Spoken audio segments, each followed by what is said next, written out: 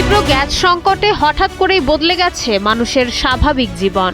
লাইনের চুলায় দিনভর গ্যাস না থাকায় পরিবারের খাবার জোটাতে গৃহিণীদের বাধ্য হয়ে রান্না বসাতে হচ্ছে মাঝরাতে। প্রাত্যহিক রুটিন এভাবে উল্টে যাওয়ায় তৈরি হয়েছে চরম ভোগান্তি, আর অনিদ্রার কারণে ঘরে ঘরে বাড়ছে শারীরিক অসুস্থতা। সংকটের আঁচ পড়েছে সাধারণ পরিবার থেকে শুরু করে বিভিন্ন সামাজিক প্রতিষ্ঠানেও। দিনের আলোতে গ্যাসের চাপ না থাকায় গভীর রাতে রান্না সেরে ভোর হওয়ার আগেই তা শেষ করতে হচ্ছে।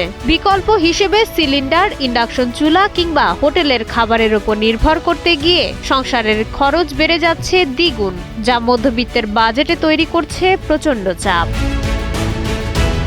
মূলত মহেশখালীর এলএনজি টার্মিনালে দুর্ঘটনার কারণে জাতীয় গ্রিডে গ্যাস সরবরাহ কমে যাওয়াতে দেশজুড়ে এই সংকট। কর্তৃপক্ষ দ্রুত মেরামতের আশ্বাস দিলেও চুলায় পর্যাপ্ত গ্যাস সরবরাহ না ফেরা পর্যন্ত মাঝরাতের এই রান্নার লড়াই আর আর্থিক মানসিক টানাপোড়েন সয়েই দিন কাটাতে হচ্ছে সাধারণ মানুষকে।